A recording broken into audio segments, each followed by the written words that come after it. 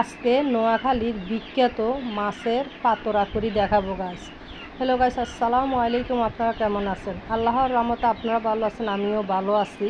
তো গাইস, আমি আজকে এখানে 5 রকমের মাছ নিয়েছি। দেখুন আপনারা, লেস মাছ নিয়ে মোট 5 রকমের মাছ নিয়েছি, সাথে একটি ডিম আছে। তারপরে এখানে পেঁয়াজ রসুন সবগুলো আমি আগে কুচাই নিছি, টমাটো একটি কুচাই নিছি। এখন এই মাছগুলি সবগুলো ছোট ছোট করে পিস করে নিব। আসলে মাছের পাতোড়া করতে গেলে মাছগুলো একদম ছোট ছোট করে পিস করে নিতে হবে, কিন্তু আপনি যদি বড় সাইজ করেন হবে না। দেখুন এখানে আমি সবগুলো একদম কুচি কুচি করে নিছি, মাছগুলি বেশি কুচি না আবার। তো দেখুন আমি পেঁয়াজ কুচি, রসুন কুচি, কাঁচামরিচ কুচি, ধনিয়া, তারপরে এখানে মাই মশলাগুলি সবগুলো এখানে দিয়ে দিব। দিয়ে হাতের সাহায্যে ভালো করে মেখে নিব। দেখুন আপনারা কত সুন্দর লাগে না?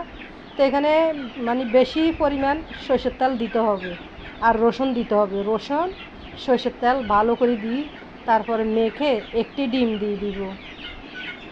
ডিম দিয়ে আবারও ভালো করে মেখে নিব। দেখুন আপনারা কত ভালো লাগতেছে, তাই না? তো হ্যাঁ, আমি যখন এই পাতোড়াটা করছি তখন মানে এত যে ভালো লাগছে, গরম ভাতের সাথে খাইছি তো দুপুরবেলা, এত মজা হয়েছে কি বলবো। আপনারা যারা নোয়াখালীর বিখ্যাত পাতোড়া খান নয়, তারা আমার এই রেসিপি দেখি অন্তত একবারই হলো বাড়িতে আপনারা এইভাবে তৈরি করে দেখবেন।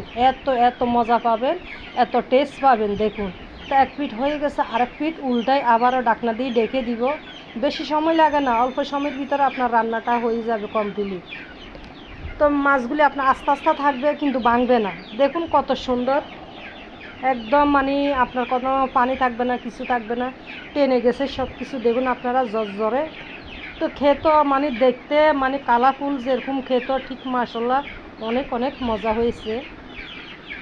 তো আপনারা দেখুন মাছের পাতোড়া আপনাদের থেকে কেমন লাগছে প্লিজ আপনারা কমেন্ট করতে ভুলবেন না। আর আমার ভিডিওটি আপনাদের থেকে যদি ভালো লাগে তাহলে ভিডিওটি আপনারা শেয়ার করে দিবেন। আপনাদের থেকে তো কিছুই চাই না, শুধু আপনারা আমার ভিডিওটি শেয়ার করে দিবেন আর কমেন্ট করে জানাবেন মাছের পাতোড়া আপনাদের থেকে কেমন লাগছে।